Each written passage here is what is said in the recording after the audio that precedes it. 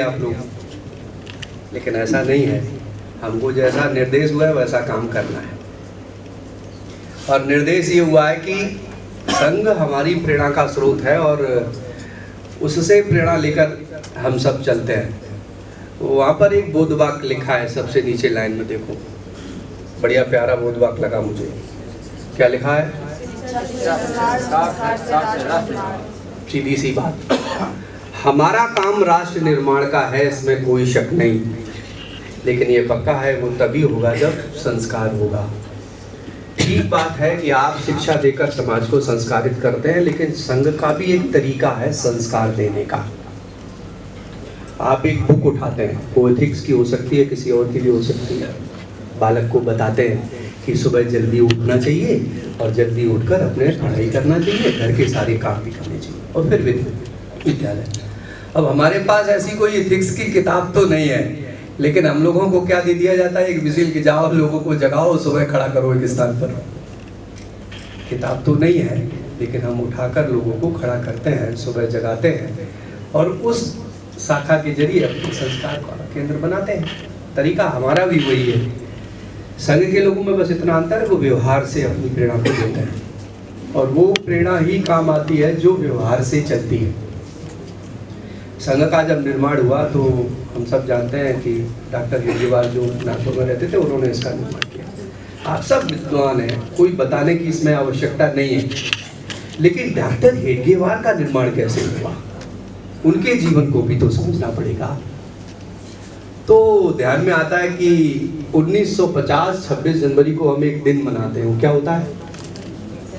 आप तो अध्यापक हो, ये दिन मनाया भी जाता होगा, हम विद्यार्थियों को बताते भी हैं, लेकिन आपने कभी अपने दिमाग में ये सोचा ये 26 जनवरी 1950 को ही क्यों मनाया जाता?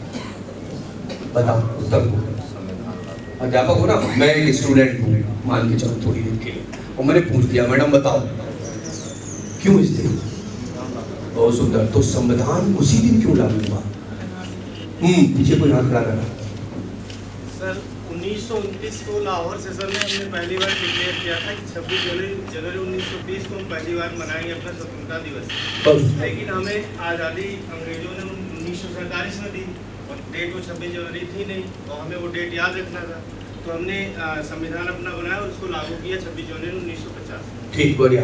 1930 में हुआ था, 29 नहीं था वो, 26 जनवरी 1930, रावी का तट, लाहौर स्थान, कांग्रेस का अधिवेशन, जिसमें यह तय किया गया कि 26 जनवरी को हम पूरे देश में एक संकल्प लिया। वो संकल्प था पूर्ण स्वराज्य।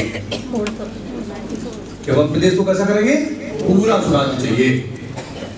लेकिन मैं एक प्रश्न और आपसे पूछता हूँ, ये 1930 से पहले भी पूर्ण स्वराज का नारा दिया था, वो किसने दिया था और कब दिया?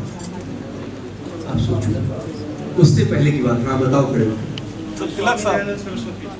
बहुत ज्यादा पीछे चले गए, और बताओ इससे पीछे, 1930 से पीछे जाए। सब तिलक साहब, बाल गंगाधर तिलक साहब। हाँ वो भी हैं इसमें शामिल। और जी, और बताओ। अध्यापक है, बिल्कुल। महात्मा गांधी ने 1908 के आसपास एक पुस्तक लिखी है हिंद स्वराज, जिसमें इस विषय की चर्चा की। उससे पहले विवेकानंद जी ने चर्चा की, उससे पहले दयानंद सरस्वती ने चर्चा की। इन सबकी चर्चा को डॉक्टर हेडगेवार ने 1920 में नागपुर में तय किया, इसको राजनीतिक अभियान बनाना। अभी तक के मूवमेंट कैसा था? कोई क्रांतिकारी खड़ा होता था, कहता था आपको पूर्ण स्वराज चाहिए, लेकिन आप सब जानते हैं जब तक किसी व्यवस्था को सरकार लागू न करे